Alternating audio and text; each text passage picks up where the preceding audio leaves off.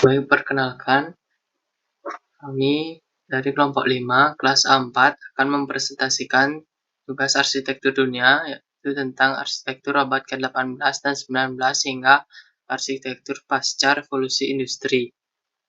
Sebelumnya, perkenalkan nama-nama dari kelompok kami. Pertama ada saya sendiri, yaitu Kadek Surya Maheswara Andika Putra dengan NIM 169. Kedua ada Nyamanaan Setiawan dengan NIM 163. Gusti Agung Gede Danudi Putra dengan NIM 156. Timotius Laulu dengan NIM 177. Arsitektur pada abad ke-18 dan 19 hingga pasca revolusi industri mengalami sejumlah perkembangan dan memiliki karakteristik yang berbeda dalam konteks sosial masyarakatnya. Berikut adalah beberapa gaya arsitektur pada abad ke-18 dan 19 hingga pasca revolusi industri. École des Beaux-Arts merupakan hasil dari pengajaran di sekolah seni terkenal di Perancis yang menekankan proporsi klasik. Arsitek yang dilatih di sini cenderung menerapkan prinsip-prinsip estetika yang kuat dalam desain mereka. École des Beaux-Arts adalah sebuah institusi pendidikan seni terkenal di Perancis. Beberapa karakteristik dan keunggulan dari École des Beaux-Arts meliputi tradisi panjang. École des Beaux-Arts memiliki sejarah yang panjang dan bergengsi dalam dunia seni. Didirikan pada abad ke-17, institusi ini telah berperan penting dalam perkembangan seni dan arsitektur Prancis. Kualitas pengajaran. École des Beaux-Arts dikenal karena standar pengajaran seni yang tinggi. Pendekatan klasik. Salah satu karakteristik utama École des Beaux-Arts adalah pendekatan klasik dalam pengajaran seni. Penghargaan terhadap sejarah seni. École des Beaux-Arts menghormati dan mempelajari sejarah seni, dan ini tercermin dalam kurikulum mereka. Keunggulan dalam arsitektur. École des Beaux-Arts khususnya dikenal karena menghasilkan arsitek terkemuka. Banyak arsitek terkenal dunia, termasuk beberapa pemenang Pritzker Prize, adalah alumni dari institusi ini. Koneksi dengan dunia seni. École des Beaux-Arts memiliki hubungan erat dengan dunia seni dan arsitektur. Memungkinkan para mahasiswa untuk terlibat dalam proyek-proyek nyata dan membangun jaringan yang kuat. Neoklasik. Gaya ini merupakan perpanjangan dari arsitektur klasik Romawi dan Yunani. Neoklasik sangat populer selama abad ke-18 dan awal abad ke-19. Arsitektur ini menekankan kolom pilaster dan elemen klasik lainnya dengan tampilan yang sering monumental. Beberapa karakteristik gaya arsitektur neoklasik meliputi keharmonisan dan simetri. Gaya neoklasik dikenal karena kesederhanaan dan simetri. Bangunan-bangunan dalam gaya ini sering memiliki simetri yang kuat dan tampil sangat seimbang. Kedua ada kolom dan pilaster. Penggunaan kolom dan pilaster adalah ciri khas neoklasik. Mereka sering digunakan untuk mendukung struktur bangunan atau sebagai elemen dekoratif. Arsitektur bebas. Bangunan neoklasik sering menggabungkan elemen-elemen klasik seperti dinding, tembok, kolom, dan kubah dalam satu struktur yang mengesankan. Dan ada fasad sederhana. Fasad bangunan neoklasik sering memiliki elemen-elemen sederhana seperti jendela dengan dada berlapis, pintu-pintu dengan hiasan minimal, dan pilaster. Keunggulan dari gaya arsitektur neoklasik termasuk keindahan klasik. Gaya ini menggabungkan keindahan dan elegansi arsitektur klasik dengan estetika modern, menciptakan bangunan yang indah dan berkelas. Yang kedua, keklasikan dan ketenangan. Neoklasik menciptakan perasaan ketenangan dan kekhusyukan dalam desainnya, sehingga sering digunakan untuk bangunan-bangunan pemerintah, museum, dan monumen yang untuk menyampaikan kesan resmi. Berikutnya ada fleksibilitas dalam aplikasi. Gaya neoklasik dapat diadaptasi ke berbagai jenis bangunan, mulai dari gedung-gedung komersial hingga rumah-rumah pribadi, dan terus menjadi pilihan populer dalam desain arsitektur. Dan terakhir ada warisan sejarah. Ya, arsitektur neoklasik memperpanjang warisan arsitektur klasik Yunani dan Romawi, memungkinkan generasi-generasi mendatang untuk menghargai dan memahami Sejarah arsitektur. Berikutnya akan dijelaskan oleh teman saya Danu. Baik, selanjutnya ada arsitektur pengajian. Pengajian semua kita sebutkan dengan arsitek Renaissance Italia tentang beliau kemudian termasukkan dalam perpaduan sama ubah dengan seluruh masalah kemudian sama mengatakan banyak anak dan sebatas.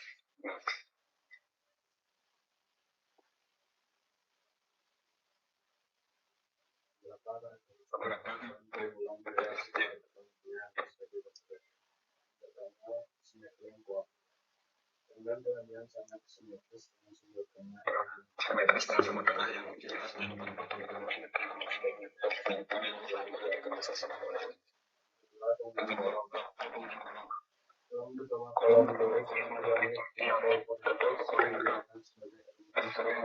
sebagai pemain struktural dan dekoratif.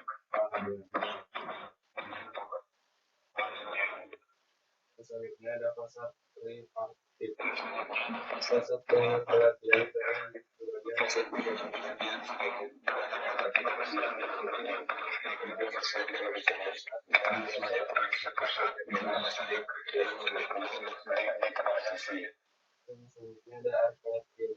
selanjutnya ada penggunaan dekoratif serupa yang mencoba seperti arka triumphal atau gerbang kemenangan Romawi adalah karakteristik khas bangunan penantian.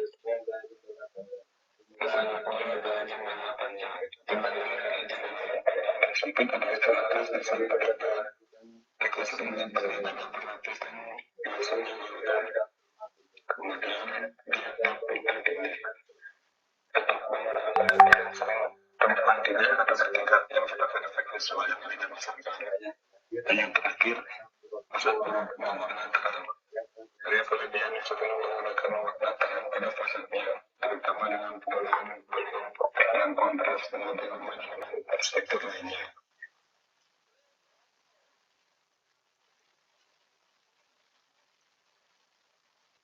Kemudian selanjutnya arsitektur biasa.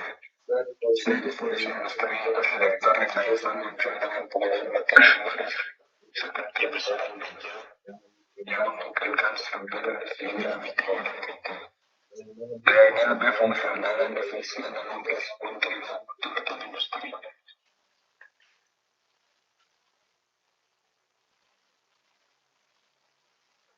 Beberapa karakteristik dari arsitektur biasa meliputi fungsi utama, prioritas utama dalam gaya arsitektur rekayasa dalam menggunakan keberadaan fungsional bangunan. Ini sering terlihat dalam desain berfokus pada kekuatan program dan struktur.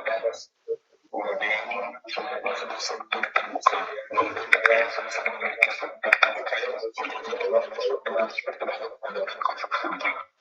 Ini menghasilkan estetik teknis dan kekuatan bangunan. Ini cenderung menghasilkan dekorasi yang berlebihan karena seringkali ditemukan dalam kedalaman dan elemen struktural. Dan yang terakhir ada pemanfaatan ruang yang efisien dan fungsional untuk memenuhi kebutuhan praktis huni atau bisnis.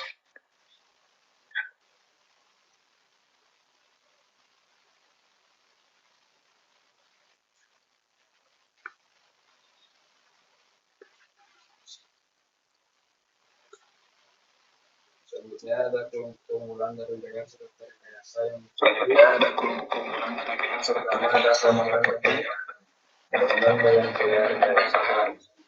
dengan gaya rekayasa dirancang untuk memenuhi standar tinggi dan menghasilkan manfaat dan bertahan.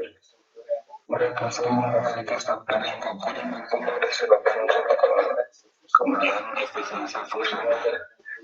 Gaya memberikan prioritas pada efisiensi fungsional dan pemanfaatan ruang sehingga sesuai untuk bangunan komersial dan industri. Berikutnya, ada modernisasi. Modernisasi mencerminkan masa depan dan teknologi terbaru dalam desain dan konstruksi. Dan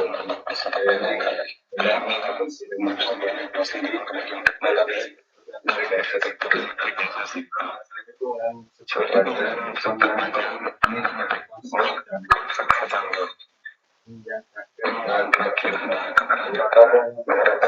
kebijakan integrasikan periksa kebijakan sebagai pertemuan yang lain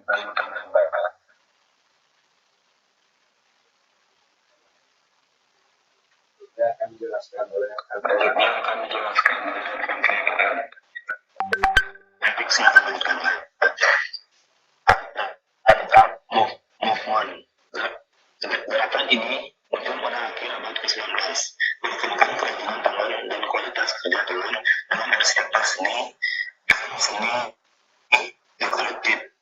Ini menghargai perkembangan tekstur dan keaslian dalam desain.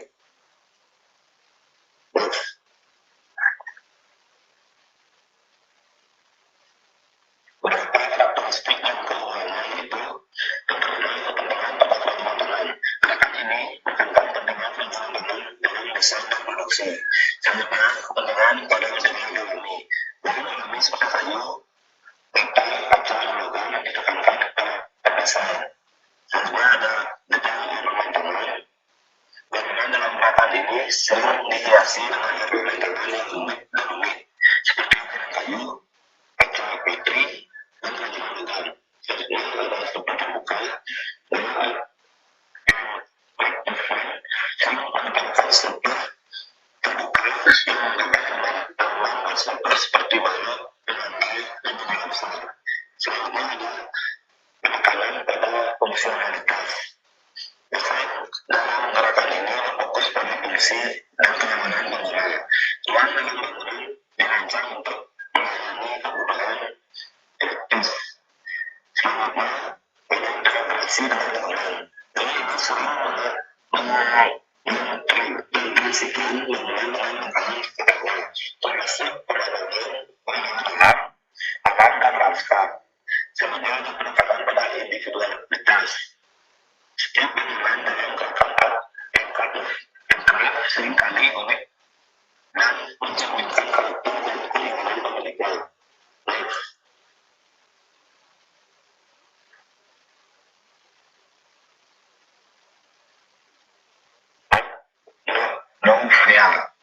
Neopel.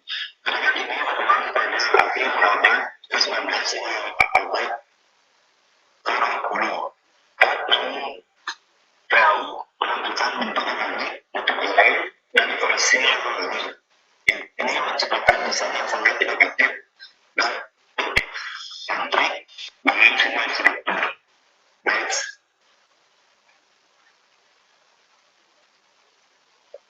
Mereka adalah beberapa karakteristik dan keunggulan dalam arsitektur Neopel.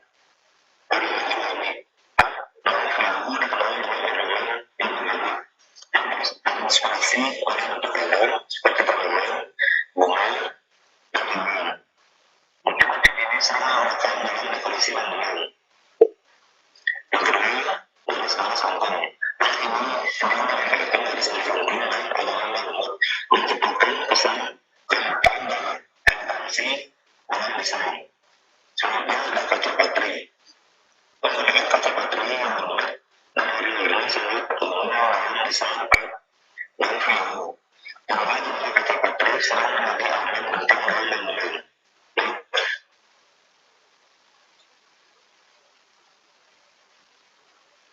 Selanjutnya ada gaya modern. Meskipun mengandung inspirasi dari alam, Neopel mencakup penggunaan gaya modern seperti bersejar, logam, dan beton yang memungkinkan eksperimen dalam bentuk dan struktur. Selanjutnya, fungsionalitas dalam desain. Hal ini sering menekankan fungsionalitas mengintegrasikan aspek-aspek praktis seperti pencahayaan alami dan operasional. Selanjutnya ada eksperimen dalam warna. Neopel sering menggunakan palet warna yang cerah dan kontras untuk menciptakan efek visual yang menarik. Selanjutnya ada gaya studi keseluruhan. Neopel adalah gaya komprehensif mencakup seluruh desain bangunan termasuk